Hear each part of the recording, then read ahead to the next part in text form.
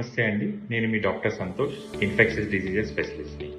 గత కొన్ని రోజులుగా వైరల్ అవుతున్న ఈ ఇన్ఫెక్షన్ మనకు స్క్రబ్ టైఫస్. ఆంధ్రాలో కానీ తమిళనాడులో కానీ స్క్రబ్ టైఫస్ కేసెస్ అనేది గణనీయంగా పెరగడం అనేది మనం న్యూస్లో వింటున్నాం. So let's find out what is scrub typhus. Scrub typhus అనేది మనకు ఒక చిన్న పురుగు కుట్టడం ద్వారా ఈ బ్యాక్టీరియా మన బాడీలో ఎంటర్ అవుతుంది.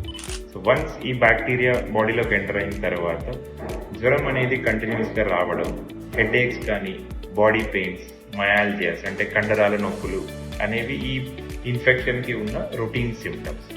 కొంతమందిలో వారం రోజులు కానీ 5 రోజులు దాటితే మెల్లిమెల్లిగా ఆర్గన్స్ మీద ఎఫెక్ట్ అవ్వడం జరుగుతుంది. అంటే మనకు లంగ్స్ మీద ఒత్తిడి న్యూమోనైటిస్ కానీ, లేదా లివర్ మీద ఎక్కువ స్ట్రెస్ పడడం, కిడ్నీ డ్యామేజ్ అవ్వడం, అండ్ కొంతమందికి ఈవెన్ బ్రెయిన్లో కూడా నీరు వచ్చి ఫిట్స్ కానీ, స్పృహ తప్పిపోవడం కానీ జరుగుతుంది.